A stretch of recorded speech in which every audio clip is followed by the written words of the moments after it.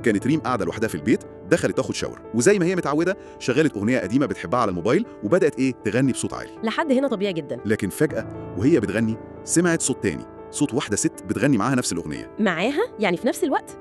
وبتقول إن الصوت ده لا كان صدى صوتها ولا جاي من الموبايل، لا هي حست بيه جاي من وراها مباشرة جوه الحمام. دي لحظة أكيد كانت غريبة جدا بالنسبة لها. جدا. بتقول إنها في الأول ضحكت، يمكن استغربت وقالت ممكن تكون بتتوهم، بس اللي وترها بجد وخوفها إنها لما هي سكتت ووقفت غنى، الصوت التاني ده فضل مكمل الأغنية لوحده. دي النقطة الفارقة، يعني لو الصوت وقف معاها كان ممكن تعتبره أي حاجة، صدى، أي شيء. بالظبط، لكن استمراره ده خلاها اترعبت فعلا، وبتقول خرجت بسرعة من الحمام وهي مرعوبة. الملاحظ هنا في البداية دي يعني زي ما الرواية بتقول إن الموضوع بدأ صوتي بحت وكأنه انعكاس لنشاطها هي. رد فعلها الأول بالضحك وبعدين الخوف المفاجئ لما الصوت استمر، ده بيوضح الانتقال من محاولة التفسير الطبيعي أو الإنكار للاعتراف إن في حاجة مش طبيعية. استمرار الصوت هو اللي كسر حاجز الشك عندها تماماً. صحيح، والموضوع ما كانش مرة وخلصت، لأ الأمور بدأت تتصاعد. ريم بتحكي إن في نفس الليلة صحيت من النوم على صوت نفس الأغنية أياها جاية من الحمام وهو مقفول بالليل ومن غير ما يكون في أي مصدر صوت. بالظبط. وبتقول إنها الأيام اللي بعد كده كل ما تدخل الحمام بدأت تلاحظ حاجات تانية مقلقة، مثلا درجة حرارة المية تتغير فجأة تبقى سخنة جدا بشكل مؤذي، أو نور الحمام يطفي لوحده فجأة. يا ساتر. والأكتر من كده إحساسها المستمر إن في حد واقف وراها مباشرة. ده الإحساس الأصعب، يمكن الإحساس بوجود حد فعلا. والمشكلة الأكبر كمان زي ما بتقول إن والدتها ما صدقتهاش، اعتبرت إن دي مجرد أوهام وإنها بتتأثر بأفلام الرعب وكده. ده طبعا خلاها تحس إنها لوحدها في مواجهة الموضوع ده. تمام. ونقطة عدم التصديق دي مهمة. دايما في القصص اللي زي دي العزلة بتزود الإحساس بالخوف والاضطراب. الرواية هنا مش بس بتركز على الظواهر نفسها، لا كمان على التفاعل الإنساني معاها وإزاي عدم الدعم بيصعب الموقف. وده يودينا بقى للحظة اللي تعتبر قمة الرعب في القصة دي. الموضوع ما تطورش بس الأصوات وأحاسيس. إيه اللي حصل؟ ما تغنيش تاني. مكتوبة ما تغنيش تاني؟ الكلمتين دول بالظبط. بتقول إنها صرخت وجريت بره الحمام. باباها دخل على صوت صراخها، بص على المراية ملقاش أي حاجة، البخار كان راح أو الكتابة اختفت. الله، هنا في تحول كبير في طبيعة الظاهرة زي ما القصة بتقولها، من مجرد وجود محسوس أو مسموع لتفاعل شبه مادي ورسالة مباشرة واضحة. تحذير صريح. بالظبط، تحذير ما تغنيش تاني. وظهور الرسالة واختفائها السريع ده زي ما وصفت بيخلي صعب إثبات اللي حصل للآخرين، كأنها تجربة شخصية وموجهة ليها هي بالذات. صحيح. الحادثة دي بقى خلت ريم لازم تدور، بدأت تبحث على الإنترنت عن قصص شبه قصتها أو أي معلومات عن العمارة اللي هي ساكنة فيها. وده طبيعي، محاولة لفهم اللي بيحصل. والمفاجأة بقى إنها لقت تعليق في جروب على الإنترنت. التعليق ده كان من حد تاني بيحكي عن مواقف غريبة مرتبطة بسماع أغاني تحديداً في شقة الدور العاشر في نفس العمارة بتاعتهم. نفس الدور ونفس العمارة؟ حتى ذكر اسم الشارع، شارع الورد. والأكثر تحديداً إن التعليق ده ربط الأحداث دي بكيان أو وجود معين، بيعتقد إنه مرتبط بشخص اتقتل في الحمام في الدور ده زمان، والشخص ده كان معروف بحبه الشديد للغنى. يا خبر، ده اكتشاف لو أخدناه زي ما هو في الرواية بيغير الصورة تماماً. إزاي؟ بيقدم سياق أو تفسير محتمل للأحداث، بيربط المكان بالذات، الدور العاشر، الحمام، بالفعل بالذات الغنى وبالظواهر اللي ريم شافتها. فجأة الموضوع ما بقاش مجرد حاجات مخيفة عشوائية، لا بقى جزء من قصة أكبر وأقدم مرتبطة بالمكان ده. التحذير من الغنى بقى ليه معنى في الإطار ده. تمام، فهمتك. طيب كل ده أثر على ريم إزاي؟ هي عملت إيه؟ أكيد استجابت للتحذير. بالظبط، حسب كلامها هي استجابت فعلا وبطلت تغني خالص في الحمام، وحتى بطلت تشغل موسيقى جوه. بس القصة لسه ما خلصتش. في لسه تفاصيل؟ ريم بتقول إنها رغم إنها بطلت تغني لسه بتحس بوجود الكيان ده في الشقة. لسه موجود؟ والأكتر حاجة مقلقة ومحزنة يمكن إنها بتقول أحياناً بتصحى بالليل على صوت الكيان ده بيغني لوحده. بيغني؟ ومش أي أغنية، بيغني الأغنية القديمة المفضلة بتاعتها اللي هي كانت بتغنيها في الأول خالص. لا حول ولا قوة إلا بالله. دي نهاية غريبة جدا في الرواية. غريبة ومقلقة. بتخلينا نسأل أسئلة أكتر. طيب لو كان الهدف إنه يمنعها من الغنى، ليه لسه موجود بعد ما هي بطلت؟ وليه هو نفسه بيغني وبيختار أغنيتها هي بالذات؟ مش مفهوم؟ التفاصيل دي في الرواية بتقول إن العلاقة أو الارتباط يمكن أعمق أو أعقد من مجرد طلب بسيط. يمكن الارتباط ما بقاش بس بالمكان، بقى بيها هي شخصياً، أو إن الموضوع متجذر في المكان بشكل يتجاوز فكرة رد الفعل على الغنى. الرواية بتسيب الباب مفتوح للتأملات المقلقة دي. فعلاً تجربة غريبة جداً ومقلقة وبتثير أسئلة كتير عن طبيعة اللي واجهته ريم. وبكده نكون استكشفنا مع بعض تفاصيل قصة الصوت الذي يغني معي بناء على رواية ريم نفسها، عن شابة اسمها نهى من اسكندرية، جميلة جدا، بس كان عندها عادة غريبة شوية، اللي هي وقوفها قدام المراية. أيوة، بالساعات كل ليلة قبل النوم تكلم نفسها وتسأل: أنا الأجمل، مين يستاهلني؟ أهلها نفسهم يعني وصفوها بإنها غريبة شوية. البداية دي بتدخلنا في منطقتين: الهوس بالشكل والغرابة المرتبطة بالمراية نفسها. يعني ممكن يكون مجرد نرجسية، بس الوصف ده بيخلينا نتساءل. بالظبط. وهنا الموضوع بياخد منحى تاني خالص، يعني حاجة مش مفهومة. القصة بتقول إنه في كل مرة كانت بتقف فيها قدام المراية كان في حد بيظهر وراها. دي نقطة محورية فعلا. الأغرب إنه ما كانش بيظهر في الانعكاس. لا، مش في المراية نفسها. هو ظاهر إزاي طيب؟ القصة بتقول إنه ظهر كظل طويل في فيديو صوره أخوها بالصدفة. تخيلي، يعني مش في المراية لكن في التسجيل. والأغرب إن نهى نفسها في الفيديو كأنها شايفاه، بتضحك له. يعني في تواصل ما بينهم، تواصل سري. ده يرعب أكتر، وكأنها مش لوحدها أبداً. بالظبط. هل دي هلوسة ولا كيان فعلا بيعرف إزاي يتجنب الانعكاس؟ الموضوع بيتطور. نهى بدأت تحكي لصاحبتها إنها بتحس بلمسة باردة على رقبتها، وبتحلم كمان. بتحلم بإيه؟ بشخص وسيم بيقول لها بصوت هامس كده: انتي ليا ومش لغيري. هنا ما بقاش مجرد ظل، بقى ليه صوت وحضور حسي. ده تصعيد واضح من مجرد وجود خفي لتفاعل مباشر، وكمان إعلان ملكية في الحلم. عبارة انتي ليا دي فيها استحواذ. تمام. ونقطة التحول الكبيرة بقى كانت خطوبتها. القصة بتقول بمجرد ما لبست خاتم الخطوبة، المراية الكبيرة في أوضتها اتكسرت لوحدها بدون ما حد يلمسها، بدون أي سبب واضح. والأكتر رعب إنها اتجرحت من الإزاز المكسور، والدم اللي سال من إيديها عمل شكل اسم على الأرض. اسم إيه؟ اسم غريب مش مصري خالص: عزازيل. أعزازيل. الاسم ده لوحده ليه وزن كبير في بعض الموروثات. بيرتبط بالكيانات، يعني خلينا نقول مظلمة أو متمردة، وظهوره بالدم كده ده بينقل القصة لمستوى تاني خالص، خطر مباشر. الليلة نفسها أهلها سمعوها بتتكلم وهي نايمة بتقول: أنا مش هتجوز غيره، هو بيحبني وبيحميني. بيحميني، العبارة دي مقلقة جدا بعد اللي حصل. كأن الحماية دي معناها تخلص من أي حد تاني. للأسف ده اللي حصل فعلا. خطيبها بعد 3 أيام بس من الخطوبة مات في حادثة عربية غامضة جدا. والحادثة نفسها فيها تفاصيل غريبة. الطبيب الشرعي قال إن وش الشاب كان يعني متلوي بطريقة كأنه شاف حاجة مرعبة جدا قبل ما يموت بلحظات. يا لطيف، يعني ربط مباشر بين الحماية دي وبين موت الخطيب، إزالة التهديد. والموضوع ما خلصش على كده. ليلة الحنة نهى شافت حلم أخير، كابوس بمعنى الكلمة. حلمت بإيه المرة دي؟ أوضة مليانة مرايات، وكل مراية بتعكس موتها بطريقة مختلفة. مرة مخنوقة، مرة مدبوحة، ومرة صورتها سودة خالص من غير عينين. صحيت طبعا وهي بتصرخ. كانت زي ما الحلم لمح. أهلها لقوها الفجر الساعة 3:03 تحديداً واقفة قدام المراية بتاعتها متوفية. إيه السبب الوفاة الرسمي؟ توقف مفاجئ في القلب بدون أي سبب طبي مفهوم. لكن القصة ما بتنتهيش هنا، صح؟ في تفصيلة أخيرة في موضوع المراية. أيوة، ودي أكتر حاجة تقلق بصراحة. بيقولوا إنهم لما شافوها لاحظوا في انعكاس المراية جنبها ظل واقف جنبها وماسك إيدها. وده غريب.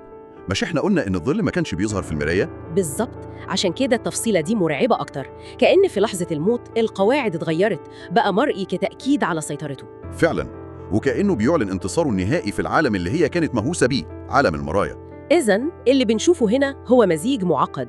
ممكن يكون بدأ بهوس بالذات، اهتمام مبالغ فيه بالمظهر، والمراية كانت الأداة. وبعدين المراية دي اتحولت لبوابة أو مسرح لظهور كيان غامض، كيان استحوذ عليها تماماً لحد النهاية المأساوية دي.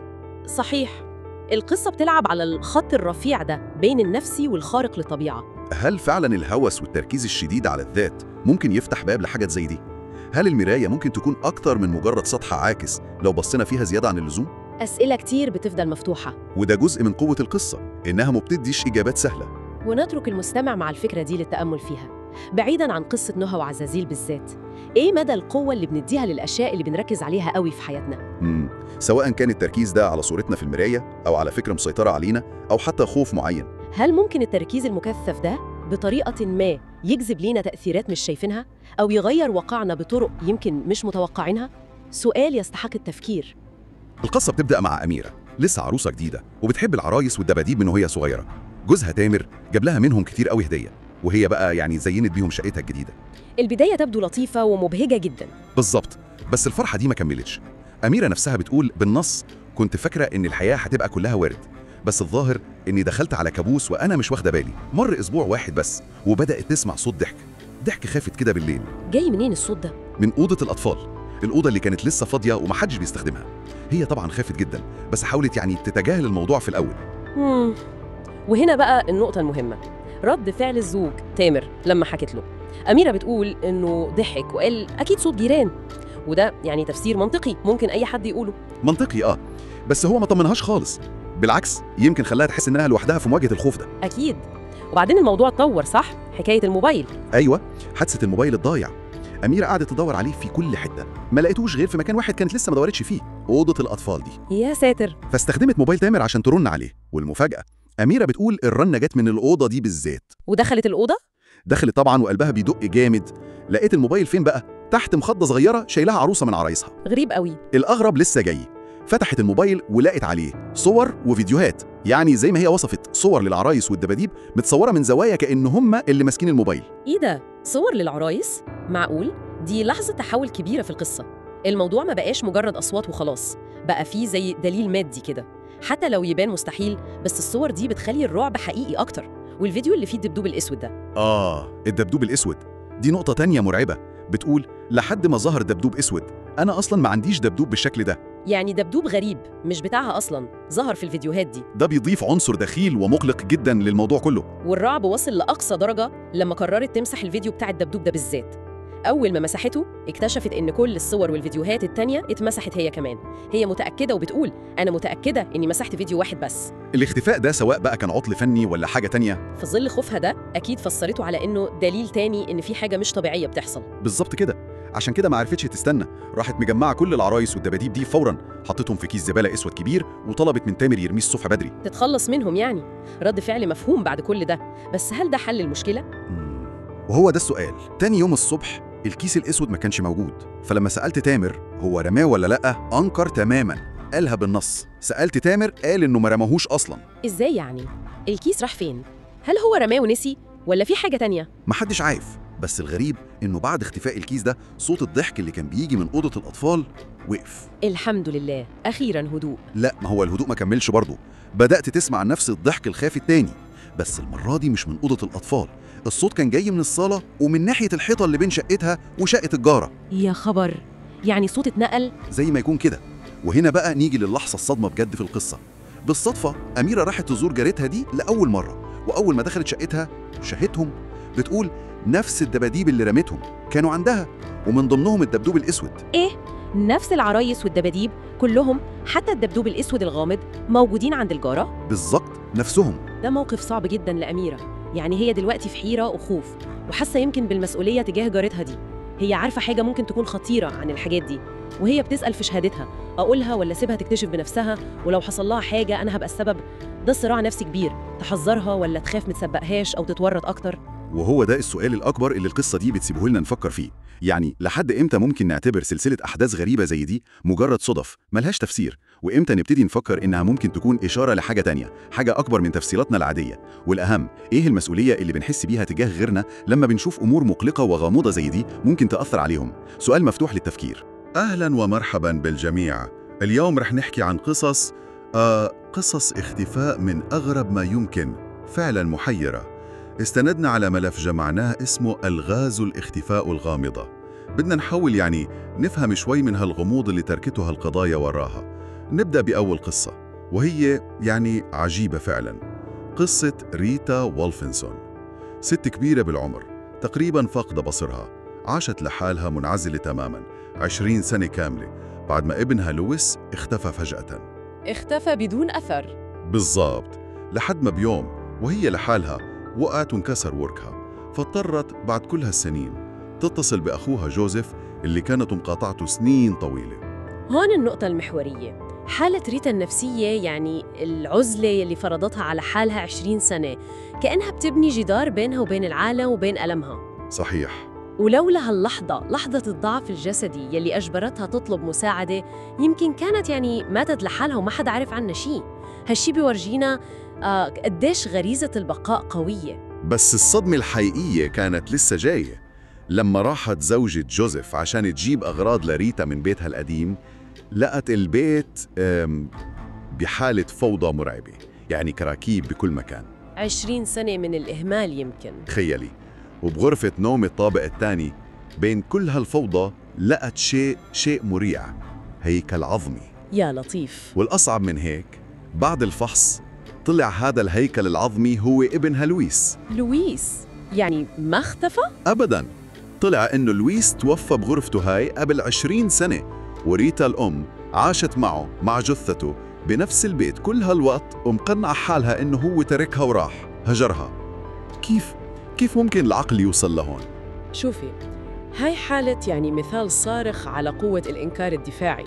لما الصدمة بتكون أكبر بكتير من قدرة الواحد إنه يتحملها، العقل ممكن لحتى يحمي حاله يبني واقع بديل. واقع بديل؟ يتجاهل الحقيقة المرة تماماً. هي يمكن ما كانت شايفة الجثة كجثة ابنها، يمكن بعقلها الباطن كانت مجرد جزء تاني من الفوضى اللي حواليها. يمكن ريحة التحلل اختلطت بروائح الإهمال والفوضى. معقول؟ طبعاً، اكتشاف الجثة كان صدمة تانية أكيد، بس بطريقة غريبة كسر هالإنكار وكسر عزلتها وأجبرها أخيراً تواجه الواقع وترجع تتواصل مع عائلتها. قصة بتخلي الواحد يفكر كتير والله. طيب، خلينا ننتقل لحالة تانية كمان محيرة بس بشكل مختلف تماماً. لارس ميتينغ، شاب ألماني كان سائح ببلغاريا. قصة لارس معروفة بالغموض تبعها. بالضبط، هو دخل بمشاجرة عادية وانصاب بإذنه، فالدكتور نصحه إنه الأفضل ما يسافر بالطائرة فوراً عشان الضغط على الأذن. أمور بتحصل لهون طبيعي، بس اللي مش طبيعي بالمرة هو اللي صار بعد ما رفقاته سافروا وبقي هو لحاله ببلغاريا. سلوكه تغير تماماً 180 درجة. كيف يعني؟ صار يتصل بأمه بألمانيا بنص الليل، صوته خايف بيهمس بالتليفون، يقولها إنه في ناس بتلاحقه بدهم يأذوه أو يمكن يقتلوه. طلب منها تلغي بطاقاته البنكية فوراً. حالة هلع ورعب ظهرت فجأة وبدون أي تفسير واضح. يا ساتر. طيب وبعدين؟ الذروة كانت بالمطار، وهو قاعد بعيادة المطار عم يستنى فحص أخير قبل ما يسمحوا له يسافر. فجأة دخل موظف عادي على العيادة، يمكن عامل نظافة أو شيء. لارس قام مفزوع، صرخ بأعلى صوته: ما بدي أموت هنا. صرخة غريبة جداً بمكان عام. وراح هرب من العيادة زي المجنون، رمى شنطته، محفظته، تليفونه، كل شيء، وركض لبرا المطار. كاميرات المراقبة صورته وهو عم يتسلق سياج شائك عالي جدا، ونط لجهة تانية واختفى بغابة قريبة من المطار. ومن وقتها ولا أي خبر ولا أي أثر، كأنه الأرض انشقت وبلعته. اختفاء كامل. طيب والنظريات؟ أكيد في تفسيرات حاولت الشرطة أو المحللين يوصلوا لها. النظريات كتير وما في شيء أكيد. حكوا عن تأثير جانبي لدواء معين كان بياخده بس هو أصلاً ما صرف الدواء اللي وصفه الدكتور. هل ممكن تكون إصابة بالدماغ ما اكتشفوها بعد المشاجرة؟ وارد. ممكن. أو الاحتمال اللي كتير بنحكى فيه هو نوبة ذهان حادة ومفاجئة، يعني انفصال كامل عن الواقع بسبب خوف شديد أو بارانويا. هذا بيفسر الهلوسة والشعور بالمطاردة والصراخ والهروب الغريب. أو يمكن اختفاء متعمد. كمان احتمال وارد، يمكن كان هربان من شي تاني ما بنعرفه. بس الغموض التام هو سيد الموقف، خصوصاً إنه ما نوجد أي أثر إله، لا حي ولا ميت بعد كل هالسنين. فعلاً حالة غريبة جداً. طيب القصة الثالثة والأخيرة معنا اليوم كمان فيها غرابة. قصة برايسلاس بيتزا، شاب طالب جامعي عمره 19 سنة. لما رجع على الجامعة للسنة الثانية بلش يتصرف بشكل مقلق شوي. شو طبيعة هالتصرفات؟ صار يشرب كحول كتير، وصار ياخد دواء منشط اسمه فيفانس مع أنه مش بحاجة إله طبياً. فجأة وزع ممتلكاته وأغراضه الغالية على أصحابه بالغرفة، وكمان فجأة انفصل عن حبيبته برسالة نصية قصيرة بدون سابق انذار. تصرفات أكيد بتقلق أي أهل أو أصدقاء، بتشير إنه في شيء كبير عم بيصير معه. أكيد، وأهله قلقوا جداً. وهون في تناقض غريب بسلوكه. هو أصر إنه لازم يرجع فوراً بالسيارة لبيت أهله بكاليفورنيا، مسافة طويلة، بس بنفس الوقت كان عم بيضيع وقت طويل جداً بوقفات غريبة وغير مبررة على الطريق السريع. كيف يعني يضيع وقت؟ يعني مثلاً يقطع مسافة المفروض تاخد ساعة أو ساعتين، ياخد فيها 3 أو 4 ساعات. يتوقف بمحطات استراحة لساعات طويلة، وطول هالوقت لما يحكي مع أهله على التليفون كان يطمنهم ويقول لهم إنه تمام وماشي بالطريق وقرب يوصل، كأنه بماطل أو بتجنب لحظة الوصول. غريب جداً. طيب شو صار بهالرحلة؟ ليلة اختفائه وهو على الطريق خلص منه البنزين. القى ميكانيكي صدفة اسمه كريستيان وساعده، بعدها بشوي الشرطة كمان وقفته بعد بلاغ أهله، شافوه حكوا معه، قالوا إنه كان طبيعي بس يمكن متوتر شوي، خصوصاً لما جابوا سيرة أهله. يعني الشرطة شافته وما كان في شيء يدعو للقبض عليه أو احتجازه؟ لا، بدأ طبيعي كفاية. آخر مكالمة كانت مع أبو وأمه تقريباً الساعة 2 الفجر، قال لهم إنه تعبان كتير ورح يوقف السيارة على جنب الطريق شوي عشان ينام ويرتاح قبل ما يكمل. تاني يوم الصبح اختفى. بالضبط، تاني يوم الصبح ما كان له أي أثر، بس الشرطة لقوا سيارته. وين لقوها؟ لقوها محطمة بقاع منحدر صخري وعر جنب بحيرة اسمها بحيرة كاستك. والأغرب من الحادث نفسه إنه كل الأدلة كانت بتقول إنه هو خرج من السيارة بنفسه بعد ما وقعت. كيف عرفوا؟ الشباك الخلفي للسيارة كان مكسور، بس من جوا لبرا كأنه هو كسره ليطلع، ومحفظته وشنطة اللابتوب تبعه وأغراضه كانوا مرميين برا السيارة على مسافة قريبة. تحليل الشرطة لمكان السيارة وآثار الإطارات رجح إنه هو غالباً قاد السيارة عمداً باتجاه حافة المنحدر وخلاها توقع. يعني حادث مفتعل؟ هذا اللي بترجحه الأدلة الأولية. طيب والبحث شو صار فيه؟ عملوا بحث ضخم جداً بالمنطقة، بالبار وبالبحيرة. الكلاب البوليسية المدربة قدرت تتبع ريحته من مكان الحادث. مشيت الريحة على ضفة البحيرة لحد ما وصلت لمحطة شاحنات قريبة، وهناك فجأة اختفت الرائحة تماماً. كأنه ركب سيارة تانية ومشي. هاد أكتر تفسير منطقي لاختفاء الرائحة بهالشكل. بس لوين راح ومين أخده؟ أو هل هو خطط لكل شيء؟ مصيره لليوم بعد كل هالسنين مجهول تماماً. هالقصص الثلاثة، ريتا ولارس وبرايس، مع إنه كل وحدة مختلفة تماماً عن الثانية، بس كلها بتخلينا نسأل يعني شو ممكن يوصل إنسان لهيك نقطة، سواء إنكار تام للواقع زي ريتا، أو ذعر مفاجئ واختفاء غامض بلا أثر زي لارس، أو هالسلوك الغريب والمتناقض اللي انتهى بحادث يمكن مفتعل واختفاء زي برايس. أسئلة صعبة. هل هي ضغوط نفسية هائلة وصلت لحد الانهيار؟ هل هي أسرار معينة كان الشخص بيحاول يخبيها؟ يعني بحالة برايس تحديداً الواحد بيتساءل شو ممكن يكون الشيء اللي كان خايف يواجه أهله فيه لدرجة إنه يفضل الاختفاء حتى لو كان بهالطريقة المأساوية. بالنهاية يمكن هذا هو الدرس الأكبر من هالقصص، إنها بتترك ورانا أسئلة أكثر بكثير من الأجوبة. بيزيق تحت أي خطوة، والجدران مليانة شروخ وبقع رطوبة سودة كأنها دم متجلط من سنين الليلة. كانت غريبة، القمر مستخبي ورا سحاب تقيل، والهواء بيخبط في الشبابيك بصوت زي صريخ حد بيتعذب. مي وسارة ونور كانوا قاعدين على الأرض حوالين شمعة صغيرة، نورها بيرقص على الحيطان وبيعمل أشكال غريبة، بيشربوا شاي ويحكوا قصص رعب سارة اللي دايماً بتدور على حاجة تخوف. ملت لقدام وقالت بصوت مبحوح: سمعتوا عن لعبة مراية نص الليل؟ نور ارتبكت وقالت بسرعة: لا، ومش عايزة أعرف. مي اللي عمرها ما بتقول لا لأي تحدي ضحكت وقالت: احكي، مش هنخاف.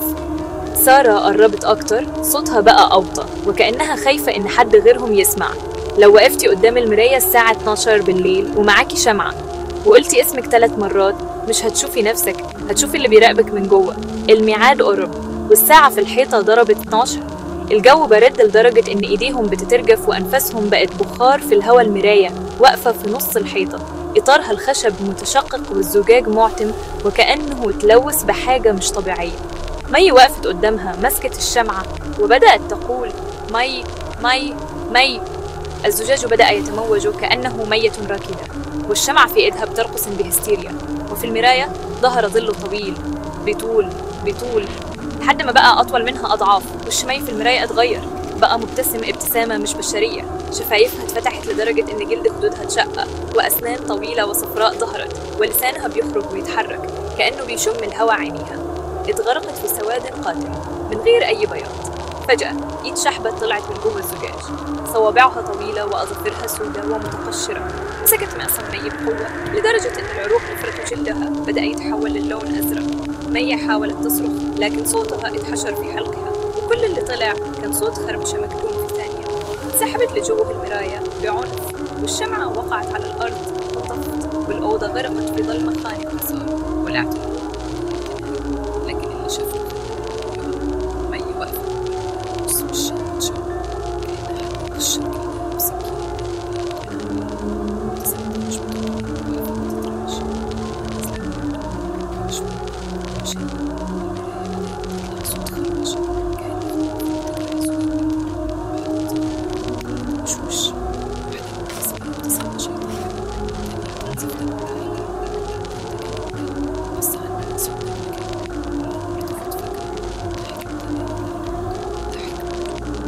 يحكم.